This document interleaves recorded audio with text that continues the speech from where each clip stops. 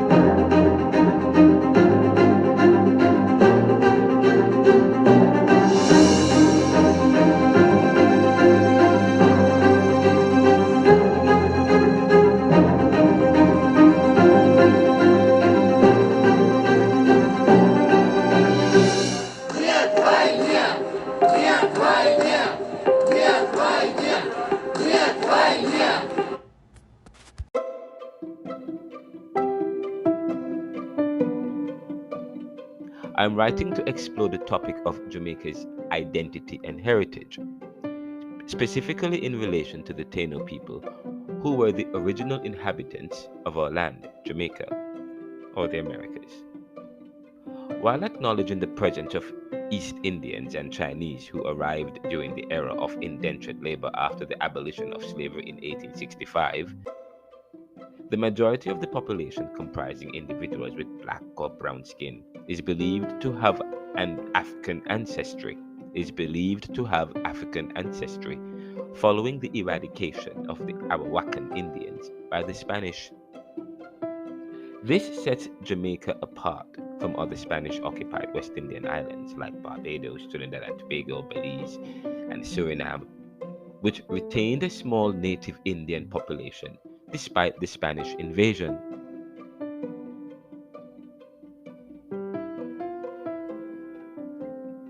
Jamaica's history documents the replacement of the native population with African slaves brought here by the Spanish. After the English defeated the Spanish in 1655, Jamaica became a significant port for the slave trade and sugar exportation. However, there is limited information available regarding the slaves and individuals whom the Spanish had freed following their defeat. It is uncertain whether the small group of people who served the Spanish during their rule were of African or Indian origin, as the extensive trade of Africans to the island did not occur before 1655. Nonetheless, those who were freed by the Spanish sought refuge in the mountains and established maroon communities that persisted to this day. Were these the original Indians? Have we misunderstood our history? Jamaica's identity extends beyond ethnicity. We encompass such same thing with Barbados. This can be said of course, Barbados and other West Indian nations. But Jamaica's identity, like Barbados or Trinidad and Tobago, Guyana, other Caribbean islands, our identity and American identity extends beyond ethnicity. It encompasses Jamaica's especially. It encompasses a diverse range of people united as one. Of course, the Jamaica's motto is "Out of many, one people." However, again, let me say this again. Jamaica's identity extends beyond ethnicity. We encompass a diverse range of people united as one. However, it is undeniable that the majority of our population has a predominant African heritage, stemming from the era of the slave trade. Yet, the Urban Indian Heritage Society is currently challenging this narrative by presenting compelling research and data that suggests Jamaicans have a rich history connected to the native Indians of the island. They argue that genealogical research reveals an urban American Indian root in Jamaica, providing an alternative perspective to our historical understanding. I am particularly excited to attend I'm particularly excited to facilitate and to attend a special presentation by the Urban Indian Heritage Society at the Jamaica Theological Seminary's Caribbean Thought class this summer. It begins next week, and I'm going to be lecturing the class, where their powerful argument will be discussed. Of course, we will open this to the public. I'll do a recording of this for the YouTube channel for the Neoliberal Round by Ronaldo McKenzie, also available on the Neoliberal Round podcast, iHeartRadio, the Audible, Spotify, for podcasters, formerly Anchor, P Adverb, Radio Public, Google Podcasts. Did I say Amazon Music, LinkedIn app, and so on and so forth, and more, and several other streams. So please subscribe to the podcast.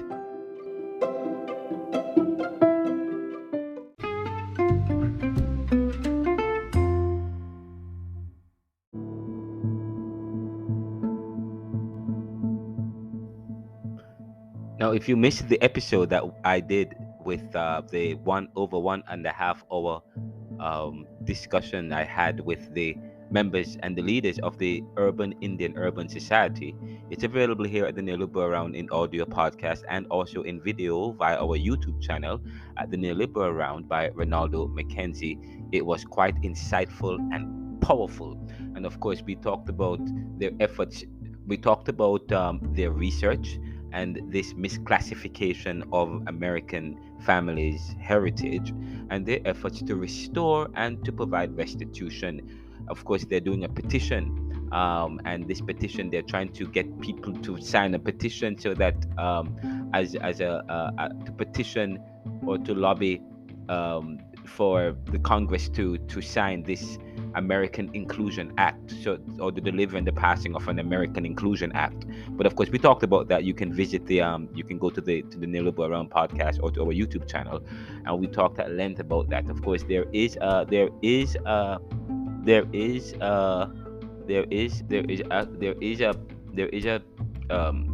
event that the Urban Indian Heritage Society is conducting. They're doing. It's called Introduction to Jamaican Genealogy. Introduction to Jamaican Genealogy is tomorrow, Saturday, June 3rd, 2023.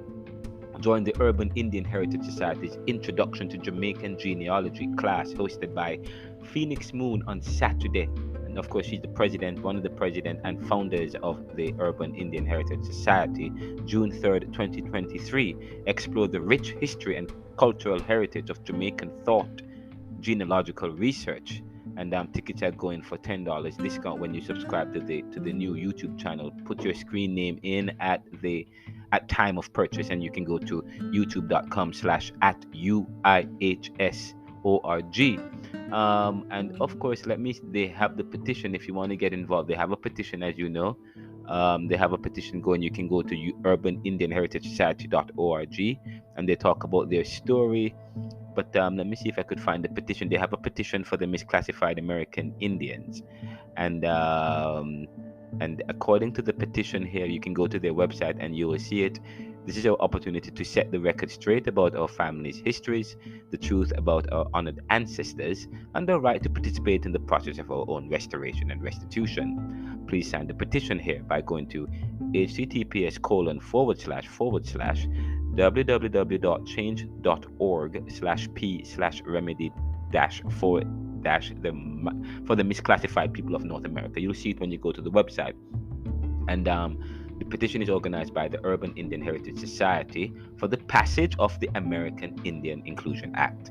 And so I was right. So the Urban Indian Heritage Society and members there within have created this petition to address the grievances of erasure, the policide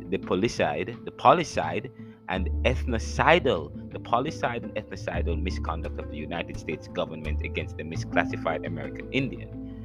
The same body of people are hereby demanding reclassification of ethnic birthrights, removal or vacating of federal and state-occupied American Indian lands, return of assets, restitution, punitive damages, and institutional reform. Egregious, egregious acts were perpetrated against misclassified American Indians by the United States government.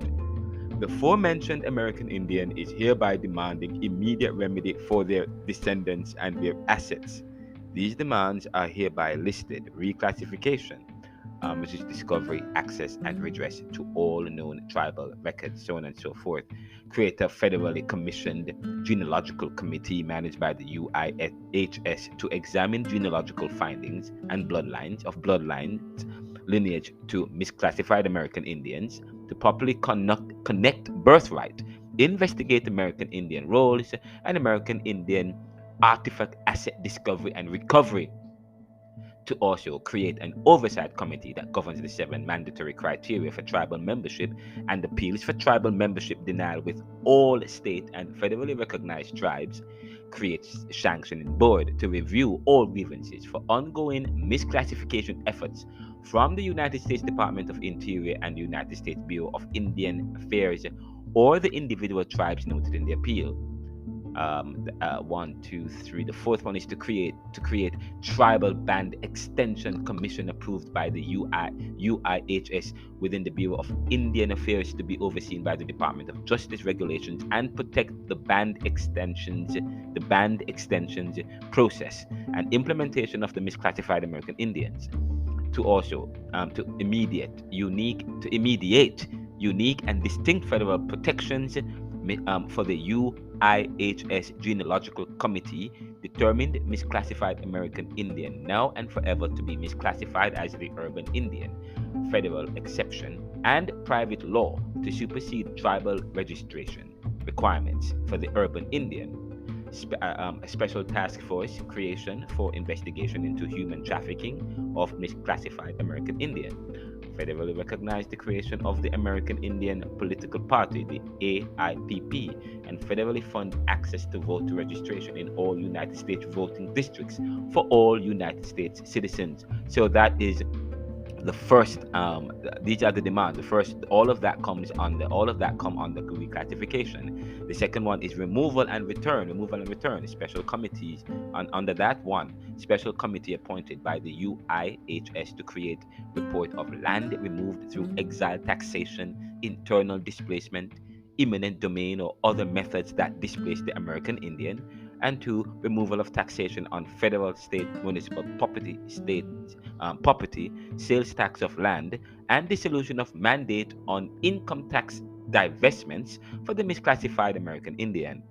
And of course, there's resolve 1, immediate repeal of HR 4238 2015, 114th Congress, in which direct violation of ADRIP, the American Declaration of the Rights of Indigenous Peoples, was committed, and speaks to the sanctioned removal of the American Indian and Negro and replacing the ethnicities with African American and Native American or Alaskan Native.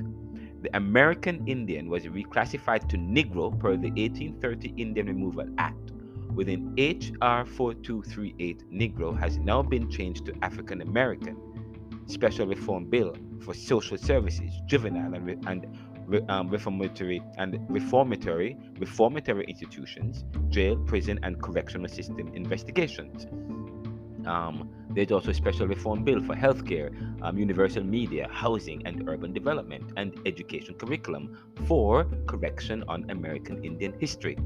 There's also the independent oversight for the implementation of Indian home schools, tribal schools, language immersion schools, implement and fund federally mandated American Indian culture heritage, contemporary education, and the 7 arts throughout all federally funded American schools, so on and so forth. And of course, formally include American Indian history to the citizenship test as stipulation of United States naturalization process.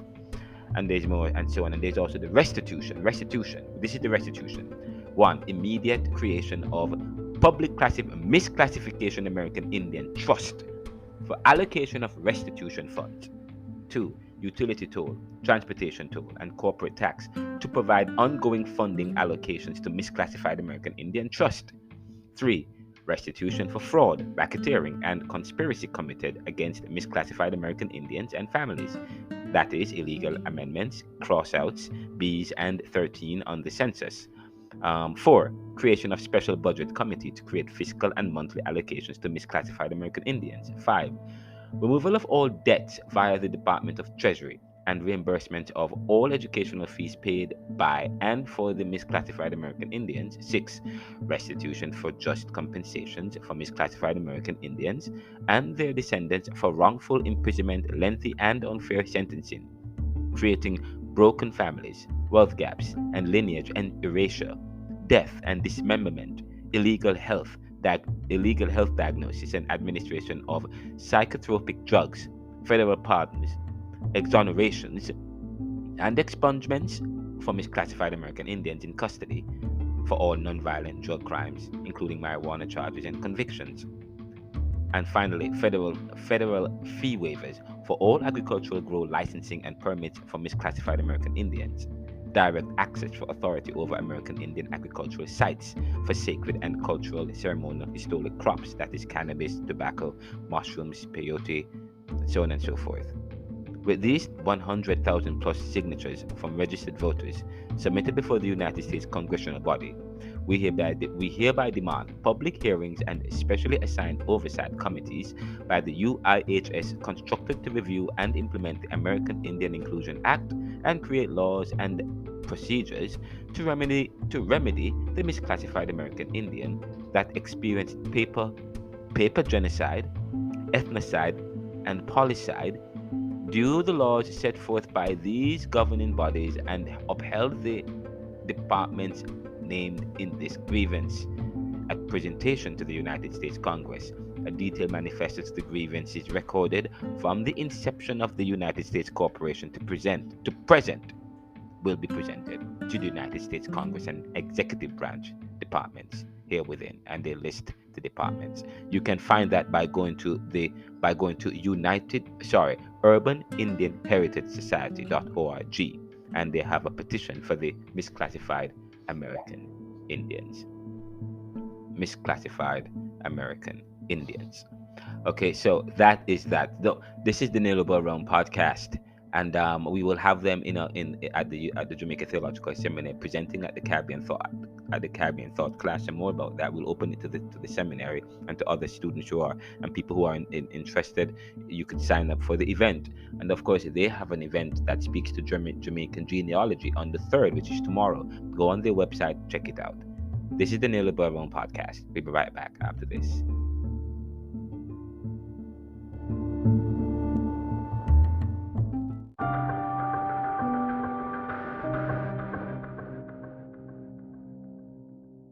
And stay tuned, as I just revised my book, Neoliberalism, Globalization, Income Inequality, Poverty and Resistance. It is actually the textbook for the class that's upcoming, Caribbean Thought. The book is revised. It's now available. It's beautiful. Check it out. It's available at Target. I just signed the contract, so that now they are retailing my book at Target, at Barnes and Noble, at Amazon, Apple Books, and several other bookstores, and at also via yours truly at eBay. We will do a launch sometime later on this summer of the book on of our bookstore, and we have another book that's currently at Haymarket Books that's being read, with the possibility of it being published by Haymarket, who are the second leading publishers of left leaning books. The book is contributed by my professor, from my dissertation chair, who is but this book is not part of my dissertation. It's a book that I've written entitled Neoliberal Globalization Reconsidered, Neocapitalism and the Death of Nations, which is book 2 of the series on neoliberalism. That book is coming out soon. Please subscribe to the podcast, and we are doing a kickoff to a drive to raise funds for the podcast and for my research and so on. We want to get this book out to the Caribbean, and we have an investment grant proposal, and we're doing a drive. So donate to the podcast, donate to the initiative.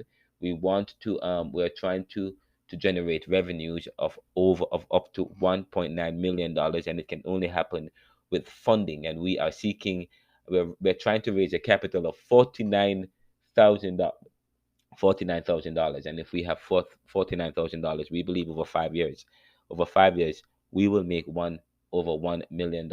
And just from this book, and we intend to produce several other books and do other research. And we are adding clients to our acumen. We just landed two more clients. We're building the Neoliberal Corporation. We want to promote Ants Business Solution. We want to promote RDJB Lending, that we're working with author Tonya Jackson. We are also working to develop and to manage and to put and set up the website at Infinity Enterprises.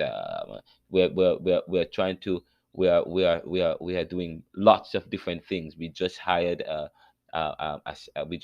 one person who's working with us, Miss Chantal Burton, and so we are working hard to develop our services, to expand our services. Please invest in us, work with us, support the program, subscribe to us. We have lots of exciting things coming up, and we're all about serving the world today to solve tomorrow's challenges by making popular what was the monopoly.